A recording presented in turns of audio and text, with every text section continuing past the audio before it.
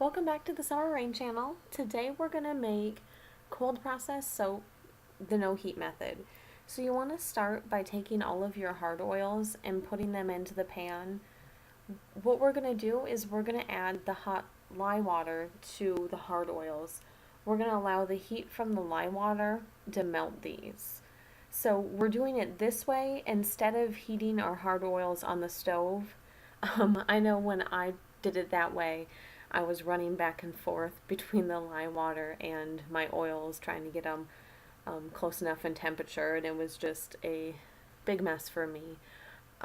Another thing that I'm going to show in this video is how I mix my oils to make sure that I have plenty of time in between the layers. The soap that I showed in the beginning of the video, there were 4 different layers, and then there's also a piped layer on top. So you want to make sure that you're mixing it in a way where you have enough time to do that before everything gets to such a thick trace that it's already setting up and you can't do anything but blob it into the mold, and that's kind of a bummer. So we're going to keep stirring this for just another minute until the rest of the hard oils are melted. So now that they're melted, go ahead and add in your carrier oils. Those are going to be all of the oils that are liquid at room temperature. We just wanted to make sure before we added them in that we had enough heat from the lye water to melt all of our hard oils, get everything fully incorporated.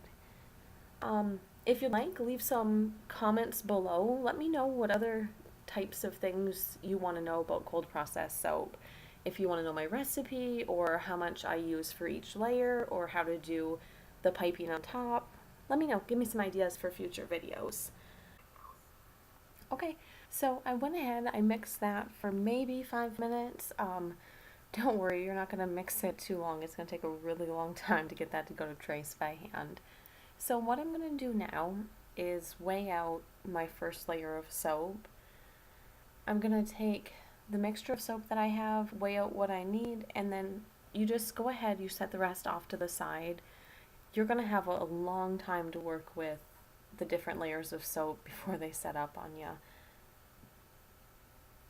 So now that it's all weighed out, I'm going to go ahead, use my blender, and get it to trace. Once you have this mixed up, and it's completely up to you how thick you want to make it, depending on what kind of design you're making or how many layers, just go ahead, set your blender off to the side.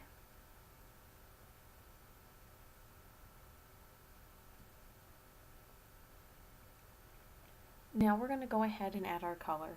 You want to make sure that you add your mica powder into a carrier oil. You just need a wee little bit of carrier oil, so then that way it fully incorporates, and then go ahead and add your fragrance.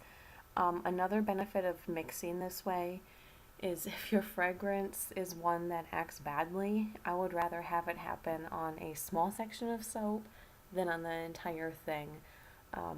I've had fragrances that did not act well, and it made trays happen so quickly that I had to hurry up and just blob everything into the mold.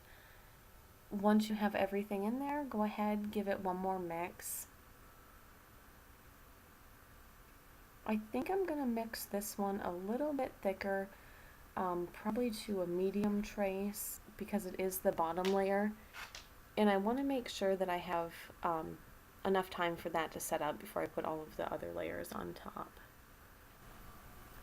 So you're basically going to follow the last few steps over and over, depending on what type of soap you want to make. You're going to take your big batch of soap, blend it, then you're going to add your color, your fragrance, make whatever design you'd like, and put it in the mold. I use this method every time I cold process. I find it easier not to have to heat it or run back and forth with a temperature gun. I also like to separate the mixture so I have more time with each layer. I don't like to work against the clock. It tends not to work very well for me. And it's also a little bit of a safety net if something goes bad with your fragrance and it seizes up your soap or does something weird on you. So I hope you liked the video. If you want to see more, subscribe.